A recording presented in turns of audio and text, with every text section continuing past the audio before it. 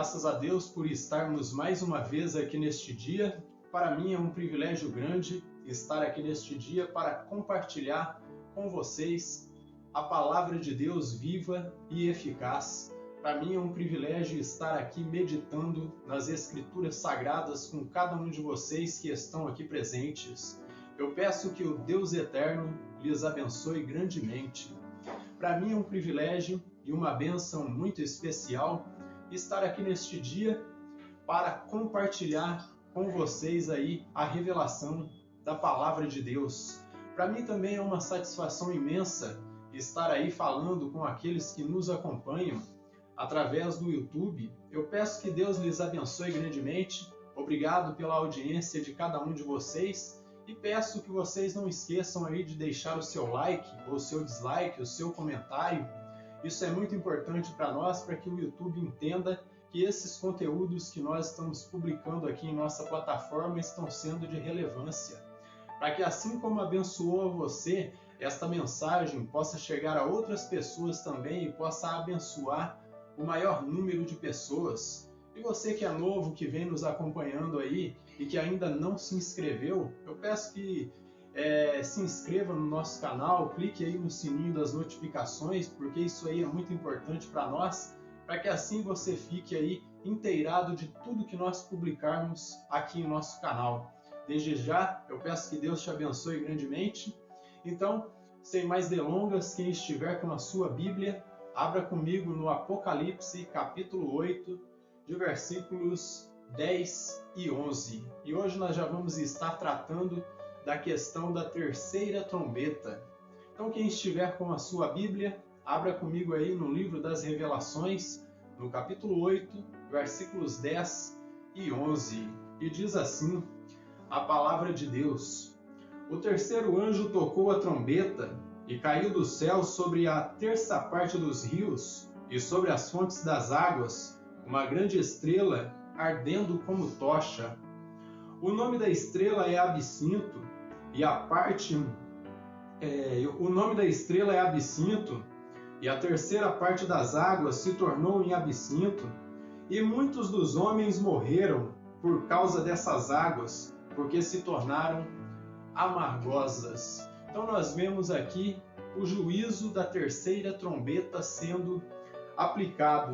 Então o que nós vemos aí nesses versos? Nós vemos juízos aí sendo aplicados bem mais intensos do que os dois primeiros, ainda que esse juízo é parcial.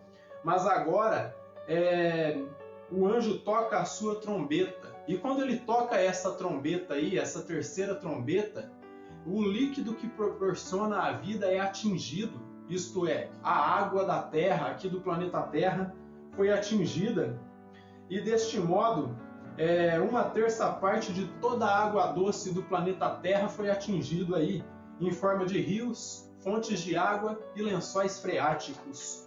Tudo foi atingido com a queda desse meteorito aí que João vê aí, com o nome de Absinto. Então tudo é contaminado com esse meteorito que João chama de Absinto, que no Antigo Testamento era uma planta amarga que estava relacionada aí tanto à dor quanto à injustiça e também à amargura.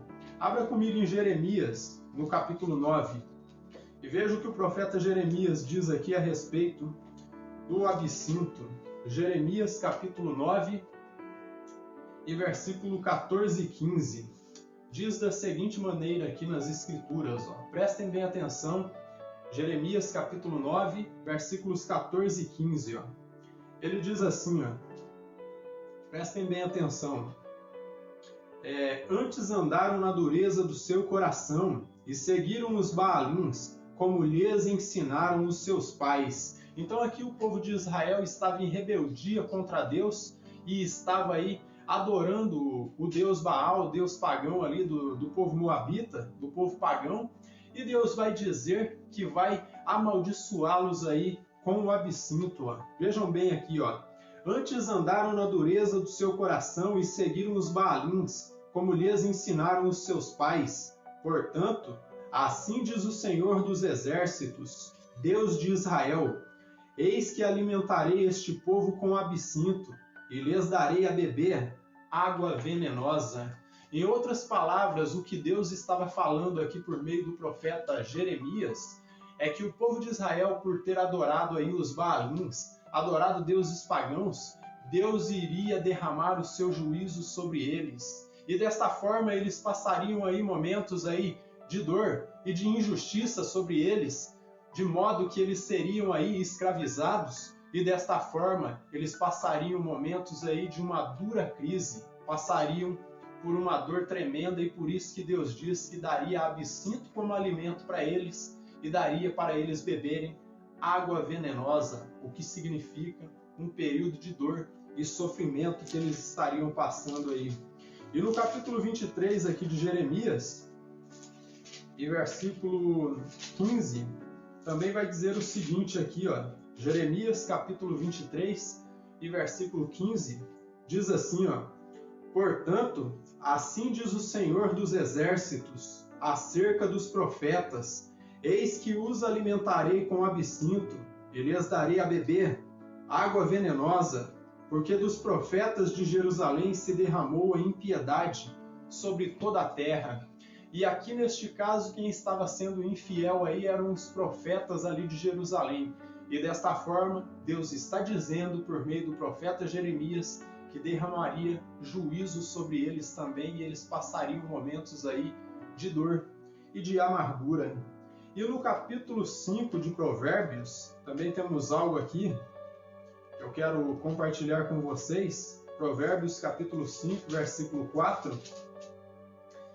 E o sábio Salomão, ele diz o seguinte aqui também a respeito desse termo aí, absinto, que, como eu disse, se refere aí, representa a um período aí de dor, sofrimento e amargura. E veja o que ele diz aqui, ó, em Provérbios, no capítulo 5, versículo 4, ó: mas o fim dela é amargoso como o absinto, agudo como a espada de dois gumes. Então, como vocês podem ver aí, essa palavra, todas as vezes que ela aparece na Escritura, esse absinto aí, está relacionado a um período de dor, injustiça e amargura que viria sobre o povo de Israel. E aqui no Novo Testamento, o apóstolo João está usando aí como símbolo para prefaziar o início de uns juízos tenebrosos que estão por vir sobre a raça humana. Mas com tudo isso, Yahvé dos exércitos, através desses juízos aí, ele segue demonstrando aí o seu amor, o seu poder e a sua benevolência, quando ele dá a oportunidade aí dos ímpios se arrependerem de seus pecados. Ele está chamando os ímpios ao arrependimento por meio aí dessas trombetas. E desta forma, a cada juízo parcial desse que ele vem derramando aí, porque é apenas em uma terça parte do planeta, não é o planeta completo, ele vem dando a oportunidade que os ímpios se arrependam. É como se o Senhor estivesse falando: ímpio, abandone o seu pecado e se volte para mim, porque eu estou vindo em juízo. Que quando chegar aí o juízo dos ais e dos flagelos, ali já não haverá mais a oportunidade de arrependimento, mas enquanto o juízo ainda é parcial, Deus ainda vem dando oportunidade. O irmão Simon Kistemaker, ao comentar aqui essa seção do livro das Revelações, ele diz o seguinte, ó: João agora revela a terceira categoria a ser divinamente afligida, os rios e as agregações interiores de água. Deus castiga os seus inimigos, fazendo uma gigantesca estrela cair do firmamento. É uma bola de fogo que, com a sua queda, polui os núcleos aquáticos, produzindo morte em todos quantos deles beberem. Então, como eu venho dizendo aí já desde o início, essa estrela que caiu aí, que provavelmente é um cometa ou um meteorito, devido à sua cauda de fogo aí, cai nos rios aí, nas fontes das águas, e vem contaminando tudo que vê pela frente. E desta forma, como dito, o líquido que proporciona a vida foi aí atingido. De acordo com uma instituição americana lá, que é a National Geographic Society, existem cerca de 100 grandes rios aqui no mundo, no planeta Terra. Desde o rio Amazonas, que tem 6.400 quilômetros de comprimento, até o Rio da Prata, que tem aí 290 quilômetros de comprimento. Esse Rio da Prata ele está entre aí os países Argentina e Uruguai. 30 desses rios aí, desses grandes rios que eu mencionei aí, estão só localizados nos Estados Unidos. Então, 30 desses rios se encontram só nos Estados Unidos, sendo o maior deles o Rio Mississippi, que tem aí quase 6.000 quilômetros de comprimento, 6.000 quilômetros de extensão. Essa profecia nos revela que 1/3 dos rios e fontes de água serão aí poluídos. 1/3 desses 100 grandes rios aí equivale a cerca de 30 rios contaminados com o impacto do absinto. Rios e fontes de água, eles vão se tornar impróprios para o consumo, fazendo com que homens e, por inferência, animais e plantas morram diante de tal catástrofe ecológica que está por vir.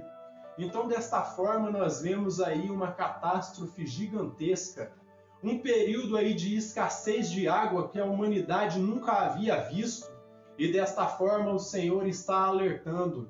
Enquanto esse juízo não chega, a humanidade tem que se voltar para Ele, deixar o pecado de lado, confrontar a sua vida pecaminosa e viver para Cristo. Porque se não fizer desta forma, o juízo vai chegar, vai afligir a sua alma, vai afligir a sua vida e vai te destruir. Então nós vemos aí nesses versos 10 e 11, este corpo celeste que João vê colidindo aí com o planeta Terra, e como dito, provavelmente trata-se de um meteorito ou de um cometa, como eu disse aí, devido à sua cauda de fogo. Aqui vemos descrita a cena de mais um desastre ecológico que jamais foi visto sobre o planeta Terra, pois afeta toda a vida no planeta. Pois atingiu a água, que é o líquido aí que proporciona a vida. Se nós estivermos perdidos em uma mata aí, ou em um deserto, nós podemos sobreviver aí algum tempo sem comida, mas sem água definitivamente nós não vamos durar muito, meus irmãos. Então é o líquido mais precioso e por isso podemos dizer que a falta dele vai causar um desastre ecológico sem precedentes aqui neste planeta.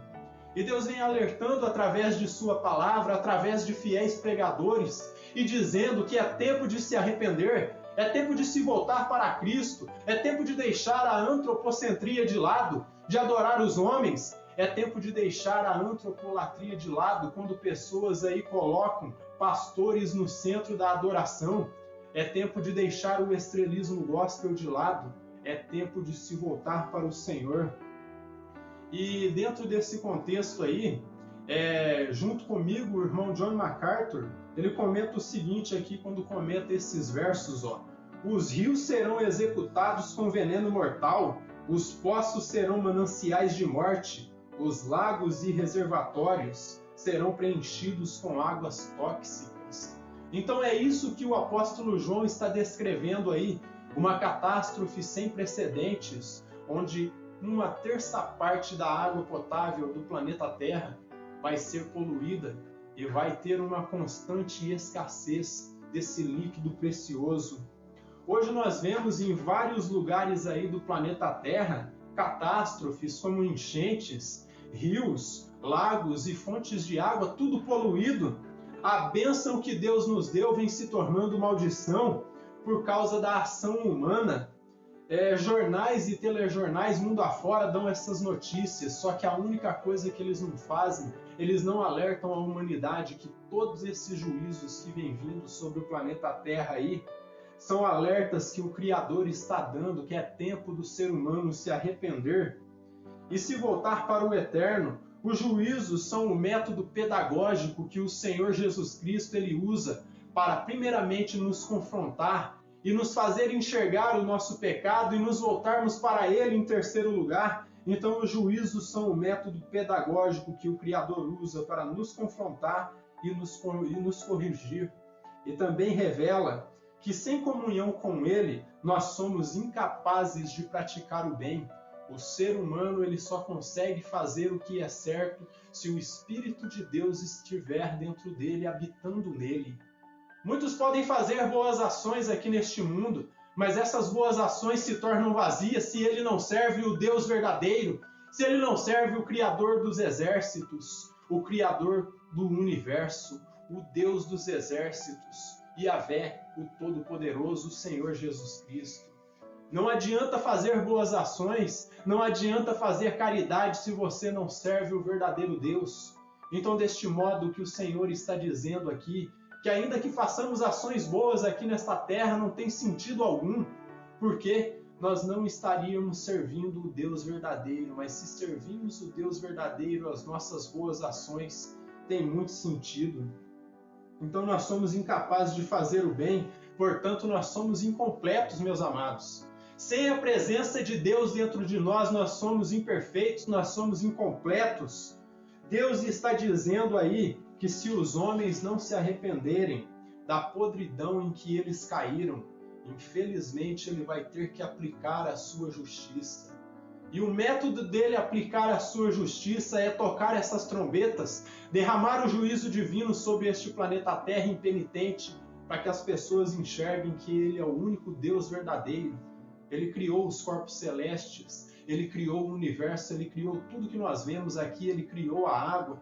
E desta forma, ele nos dá a água e ele pode tirar a água a hora que ele quiser. Ele nos dá o alimento que nasce lá na plantação, mas se daqui para frente ele quiser fazer que se torne um período de escassez e sequidão, ele vai fazer, porque ele já fez isso no passado e ele tem o poder de fazer isso novamente.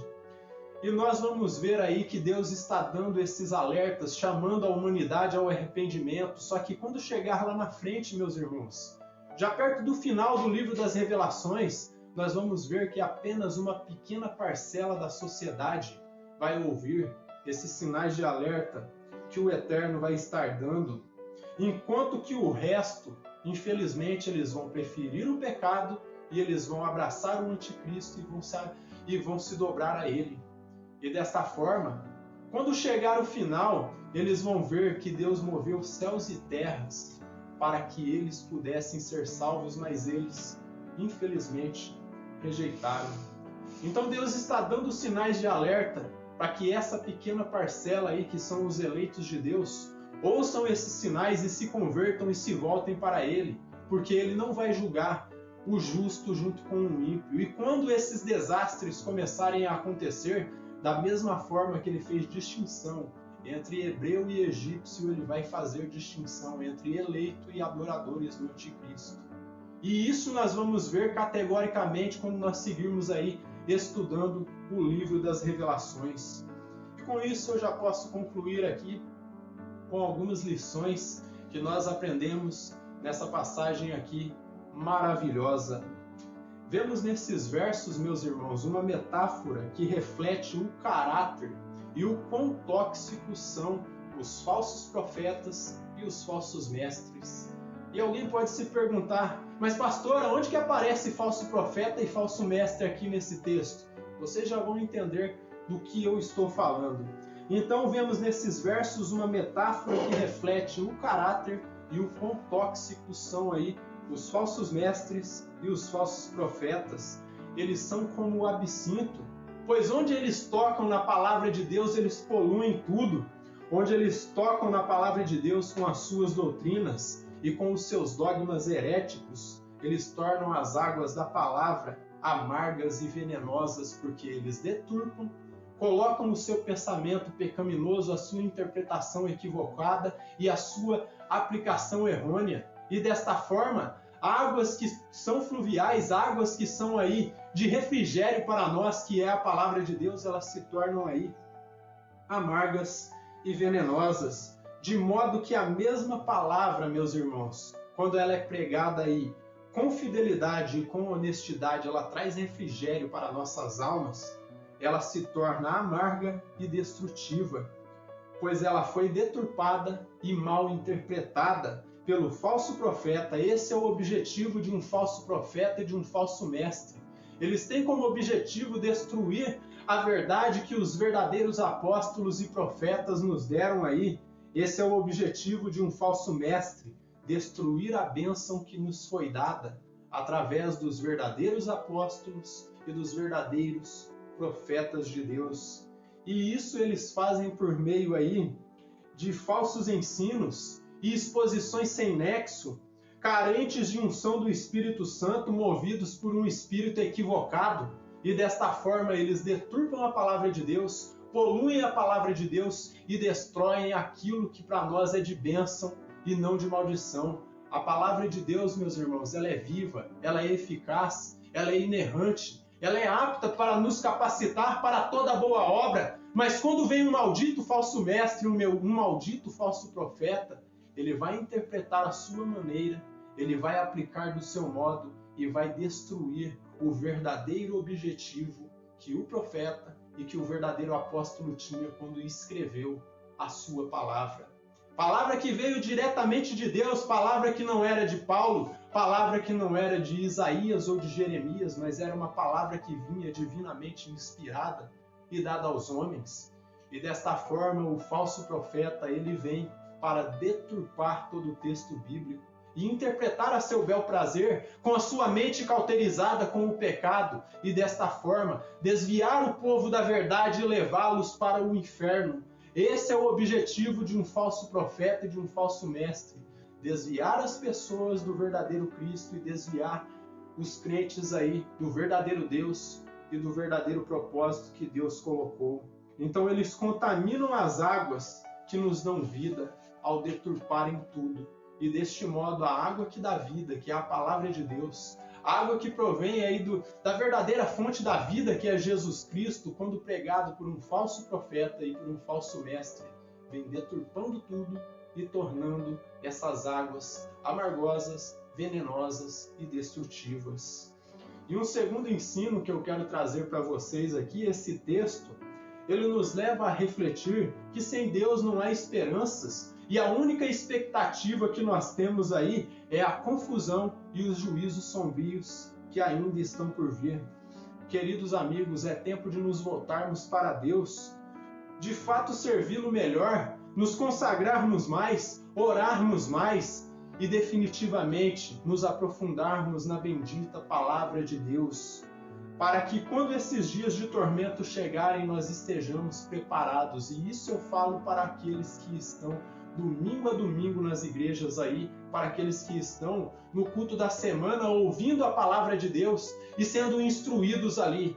É tempo de nos aprofundarmos na palavra, definitivamente buscarmos mais comunhão com o Criador, entrarmos em comunhão com Ele diariamente e de modo assim cumprirmos o ensino de Jesus Cristo nos Evangelhos. Ele disse que nós devíamos ser ali constantemente em oração, estarmos buscando a sua presença e importunando Ele, pedindo pela revelação de sua palavra, pedindo por seu Espírito.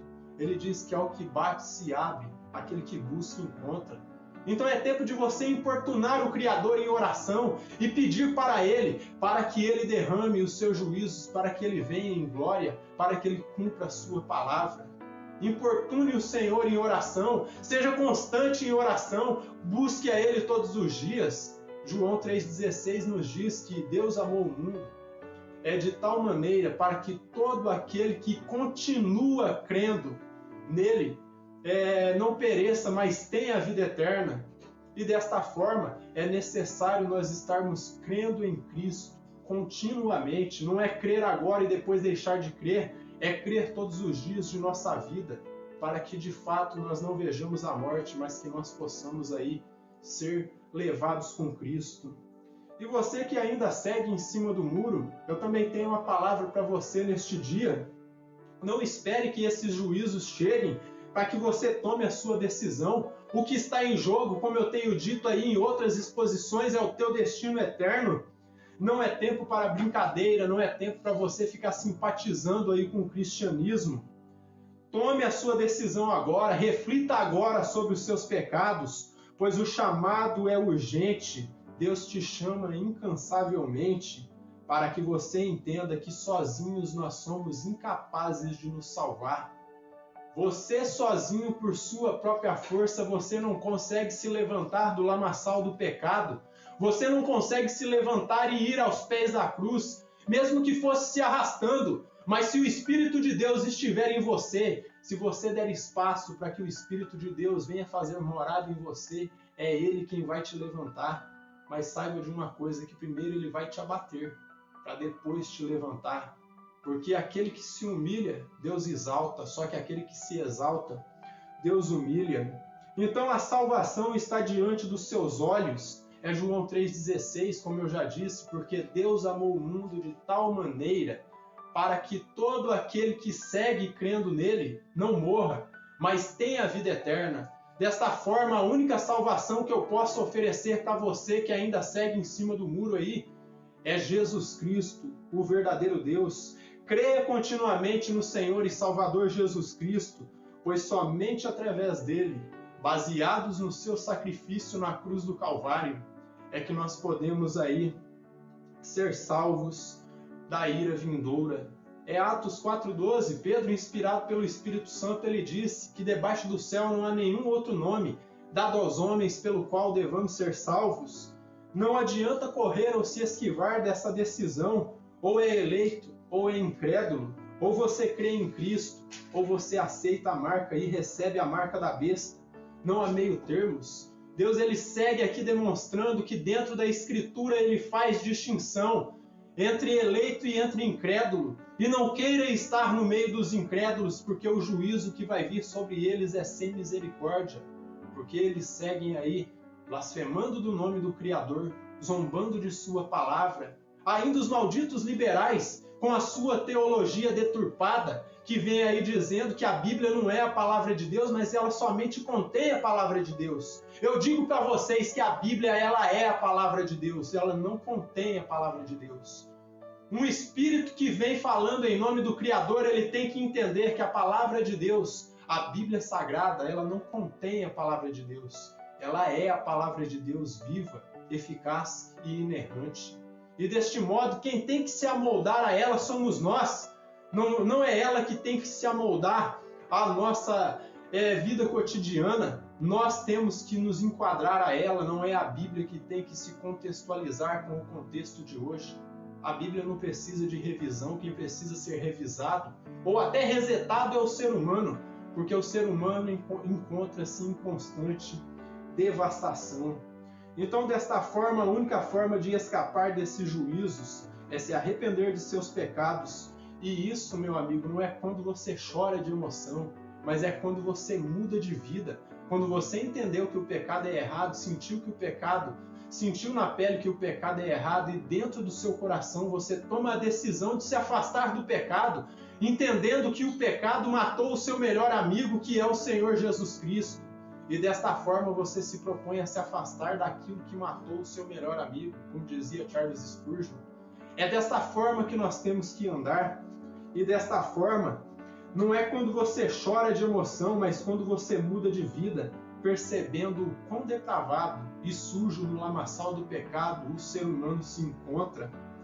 A única saída que eu e vocês temos aí para escapar desses juízos divinos aí e nos purificar do pecado é mergulharmos no sangue do Senhor e Salvador Jesus Cristo, tomando posse aí deste sacrifício benevolente que Ele fez para nós, onde Ele manifestou a sua graça, onde Ele manifestou esse favor imerecido, porque graça é quando Ele dá algo para nós que nós não merecemos.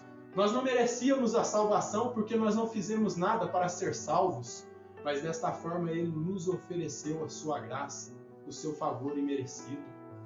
E dentro desse contexto Ele nos dá a sua misericórdia, quando Ele nos priva do juízo, porque nós merecemos de fato o juízo.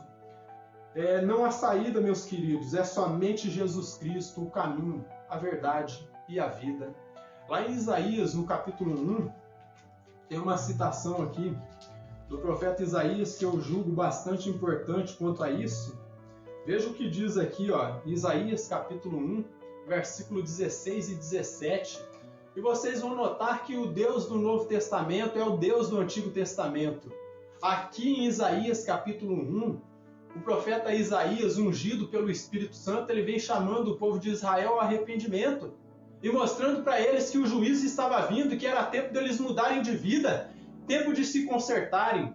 E o tempo em que nós estamos vivendo, meus irmãos, é tempo de conserto. Você que é crente, você que vive praticamente toda semana na igreja, você não deve ser um crente nominal, você tem que ser um crente verdadeiro.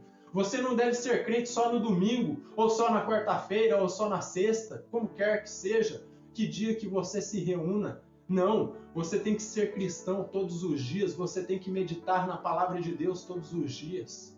Veja o que diz o profeta Isaías, ó.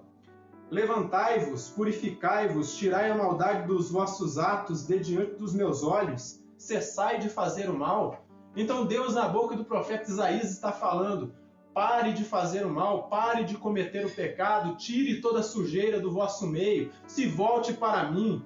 E nós vemos aí sujeira não só no meio dos ímpios, mas nós vemos sujeira no meio dos crentes também. Então, você conhece o seu coração mais do que qualquer outro e você sabe o pecado que você enfrenta todos os dias. Mas o fato de você estar pecando, isso não significa que você não é crente. Isso significa que você é crente mesmo. Porque se você não fosse crente, o diabo não estaria dando investidas contra você. Outra palavra que eu quero trazer para os crentes aqui é que entenda uma coisa. Quando você se propõe a servir a Cristo, não pense que tudo vai começar a dar certo na sua vida, porque não vai. À medida que você se aproximar de Deus e quanto mais crente você se tornar, mais separado do pecado você se tornar, mais atribulado você vai ficar. A palavra de Deus nos ensina isso. E mais perseguido você vai se tornar, e mais confrontado pelo pecado e pelo diabo você vai ser, porque você está se aproximando a cada dia de Deus. E quanto mais perto de Deus você ficar, mais entendido de que pecador você é. E desta forma você vai enxergar a sujeira que está em você. E a cada dia você vai procurar melhorar. Mas saiba que as coisas não vão correr muito bem. Você vai ser perseguido. Você vai ser odiado pelo mundo. Você vai ser atribulado. Porque o diabo vai dar investidas, tentando te derrubar, tentando que você não receba a unção do Espírito Santo. Mas saiba que se você perseverar até o fim, de fato você vai ser glorificado. Então aparte-se do mal, tanto crentes quanto incrédulos. E desta forma, aquele que está em iniquidade, você tem que mostrar o caminho. Em outras exposições eu tenho falado, hoje muito tem se dito que os crentes são pessoas odiosas, que os cristãos odeiam as pessoas, que são pessoas homofóbicas, que não se conformam aí com a variedade de gêneros que tem no mundo. Quando nós confrontamos o pecado, nós não estamos odiando vocês, nós estamos mostrando que amamos vocês. E nós queremos que vocês se arrependam de seus pecados. Não é ódio que nós estamos destilando, mas nós estamos destilando amor. Nós estamos mostrando o amor genuíno. O amor genuíno, ele confronta, ele repreende também, ele açoita. Ele não fica passando a mão na sua cabeça e dizendo: ah, que bonitinho que você está fazendo. Não. Se você estiver cometendo algo errado, ele vai dar de dedo na sua cara e vai dizer: você está errado. Você tem que se arrepender, você tem que se voltar para o Criador. Então, o profeta Isaías, ele está dizendo: se aparte do mal e repreenda aquele que comete o erro também. Defendei o direito do órfão, pleiteai a causa das viúvas, cuide daqueles que são mais simples, cuide daqueles que necessitam de instrução, cuide daqueles que necessitam da palavra. E ele segue aqui, vinde, pois, e arrazoemos, diz o Senhor, ainda que os vossos pecados sejam como escarlata, sejam vermelhos, eles se tornarão brancos como a neve, ainda que sejam vermelhos como carmesim, se tornarão como lã. Se quiseres e me ouvires, comereis o melhor desta terra. Mas ele diz: se vocês quiserem, se vocês ouvirem, vocês serão abençoados. Vocês serão aí protegidos em dias de crise.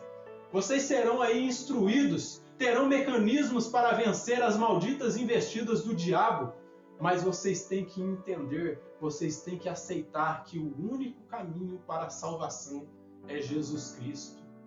Muito tem se falado de evangelizar os ímpios, mas uma coisa eu digo para vocês, é necessário evangelizar os crentes também.